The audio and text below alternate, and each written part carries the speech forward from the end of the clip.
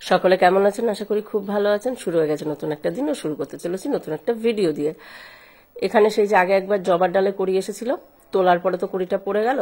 আমি মাকে বললাম এবার যখন ডালটা এখানে আছে এখানেই হোক। আর এই কাঁকরোল গাছ একবারই লাগিয়েছিলাম, তার থেকে প্রতি বছর নিজের থেকেই গাছ হয় এবং নিজের থেকে এখানে ফুল হবে ও ফল হবে।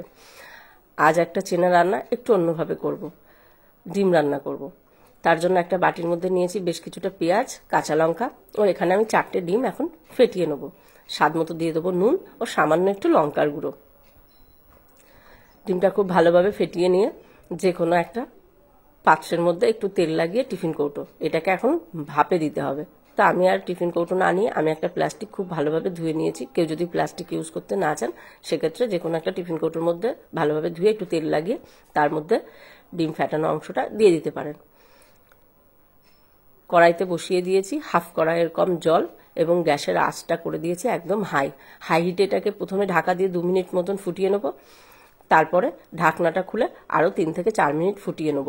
ঢাকনাটা না খুলে দিলে যখন জলের মধ্যে এটা ফুটতে শুরু করবে তখন জলটা বেরিয়ে আসে, তাই ঢাকনাটা খুলে বাকি অংশটা প্রায় 4 মিনিট ফুটিয়ে নিয়েছে। এবং দেখুন প্লাস্টিকের গায়ে এক ফোঁটা ডিম লেগে নেই, মানে ডিমটা একদম হয়ে গেছে এবং শক্ত হয়ে এসেছে। ঢাকা দিয়ে রেখে দিয়েছিলাম, ঠান্ডা হয়ে গেছে এবং প্লাস্টিকের থেকে এখন ডিমটা বার করে নেওয়ার পালা।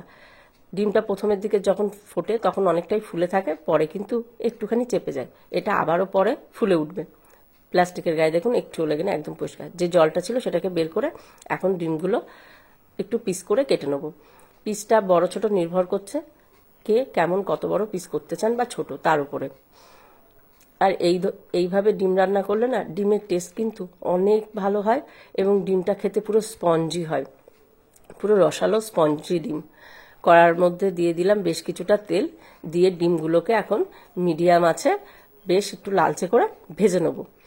এই ডিম রান্না করার বেশ কয়েকটা সুবিধা আছে। প্রথম সুবিধা হলো ডিমটা যারা গোটা ডিম খেতে চায় না, যেমন আমার বোন গোটা ডিম একদম খেতে ভালোবাসে না, ও বলে ডিম রান্না করলে এইভাবে করবি, কারণ ও কুসুম খেতে চায় না তাই। আর একটা হলো বাড়িতে ধরুন প্রচুর লোক এসেছে, আপনার হাতে রান্নার জন্য তেমন কিছু নেই, কিছু ডিম পড়ে আছে কিন্তু লোক সংখ্যা বেশি, সেক্ষেত্রে আপনি যদি এইভাবে করেন দেখবেন আপনার পুষিয়ে যাবে। এবং এই ডিমটা না একদম স্পঞ্জির মতন, ভেতরে পুরো রসে ভরা, একটা দারুণ এবং একদম নতুনত্বভাবে হয়ে যাবে। অনেকেই এইভাবে খায় না। সমস্ত ডিম ভেজে তুলে নিয়েছি, তার মধ্যে দিয়ে দিলাম বেশ কিছুটা সর্ষের তেল, দিয়ে ডুমো ডুমো করে আলু কেটে রেখেছিলাম সেটাকে এখন খুব ভালোভাবে সামান্য একটু নুন হলুদ দিয়ে ভেজে নেবো হালকা লালচে করে। ভিডিওটা একটু ফাস্ট করছি। আলু ভাজা হয়ে গেছে, এবার আলুগুলোকে তুলে নেব। ওই তেলের মধ্যে দিয়ে দিলাম সাদা জিরে ফোড়ন, তেজপাতা, গোটা গরম মশলা কেউ চাইলে দিতে পারেন, আমি আর দিইনি। দিয়ে দিলাম প্রায় 1 চামচ মতন রসুন বাটা, কিছু কাঁচা লঙ্কা, ঝালটা নির্ভর করছে কে কতটা খান, ও কুচিয়ে রাখা 2টো বড় সাইজের পেঁয়াজ। একটু স্পাইসি করে করব, খেতে না খুব ভালো লাগে। পেঁয়াজটা লাল হয়ে যাওয়া পর্যন্ত অপেক্ষা করে নিয়েছি, একটু লালচে করে ভেজে নিয়ে দিয়ে দিয়েছি 1 চামচ মতন আদা বাটা ও এবার দিয়ে দিচ্ছি বড় সাইজের একটা টমেটো কুচি। টমেটো ঘষেও দেওয়া যায়। দিয়ে দিচ্ছি সামান্য 1 চামচ মতন হলুদ, হাফ চামচ লঙ্কার গুঁড়ো ও 2 চামচ মতন জিরে ও ধনে গুঁড়ো। হালকা একটু মিশিয়ে নিয়ে সামান্য একটু জল দিয়ে মশলাটাকে এখন খুব ভালোভাবে কষিয়ে নেবো ঢাকা দিয়ে প্রায় 1 মিনিট মতন। গ্যাসের ফ্লেমটা কিন্তু এই সময় লোতে আছে, নাহলে মশলাটা লেগে যাবে। দিয়ে দেবো এবার ভেজে রাখা আলু, দিয়ে দিলাম স্বাদ মতো নুন ও সামান্য 2-1টা চিনির দানা, তাতে রঙও হবে ও রান্নার টেস্টটাও অনেক বাড়ে।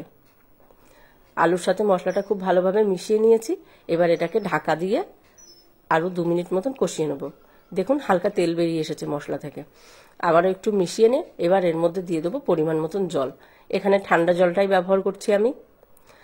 এক্ষেত্রে একটুখানি জলটা বেশি দিতে হবে, কারণ আলুটাও সেদ্ধ হবে আর ডিমটা যখন দেওয়া হবে তখন কিন্তু ডিম অনেকটাই ঝোল টেনে নেবে। ঢাকনাটা প্রায় 2 মিনিট পরে খুলে দেখে নিই আলুটা সেদ্ধ হয়েছে কিনা। কিছুটা সেদ্ধ হয়ে গেছে, এখনো কিছুটা বাকি। এখন ভেজে রাখা ডিমগুলো দিয়ে দিচ্ছি, দিয়ে এটাকে এখন মিডিয়াম আছে প্রায় আরও 4 মিনিট মতন ফুটতে দেবো। 4 মিনিট পরে ঢাকনাটা খুলে দেখি ডিমগুলো একদম ফুলে উপরের দিকে উঠে চলে এসেছে। এর মধ্যে দিয়ে দিচ্ছি প্রায় 1 চামচ মতন টমেটো সস, এটা কিন্তু অপশান, ও দিয়ে দেবো হাফ চামচ মতন গরম মশলা। ব্যাস এই ঝোলটাই রেখে দেবো, কারণ এই ডিমগুলো যতটাই ফুলুক না কেন এরপরে আরও একটু ঝোল টানবে। দারুণ দেখতে হয়েছে না? খেতেও কিন্তু খুব ভালো হয়েছে। পুচির মেয়ে আবারও বাচ্চা দেবে। সবাই বলে পশুরা সবকিছু বোঝে না, কিন্তু ওরা না বেশ কয়েকটা কথা বোঝে। এই খাবি, চ খেতে চ, বা ওট, এই সব কথাগুলো দেখি খুব বোঝে। আগের দিন যে হোম রেমেডি প্যাকটা শেয়ার করেছিলাম, আর সেটা ব্যবহার করার পালা। ফ্রিজে রেখে দিয়েছিলাম, পুরো বরফ হয়ে গেছে। দুটো বের করে নিলাম, দুটোই যথেষ্ট। একটা হাতে হয়ে যাবে আর একটা মুখে হয়ে যাবে। আর এই প্যাকের না অনেকগুলো উপকার আছে। এক তো স্ক্রাবারের কাজ করবে, যেহেতু এর মধ্যে চালের গুঁড়ো আছে। তাছাড়া এর মধ্যে গোলাপের পাপড়ি থেকে শুরু করে গাজর আছে, যা স্কিন হোয়াইটনিং করতে খুব ভালো কাজ করবে। অ্যালোভেরা আছে, ময়শ্চারাইজারের কাজ করবে। এখন এটাকে এইভাবে ঘষে তারপরে আরো 2 মিনিট হালকাভাবে ঘষে নিয়ে 5 মিনিট অপেক্ষা করে ধুয়ে। ভিডিও এখানে শেষ করছি। ভিডিও কেমন লাগলো জানাবেন।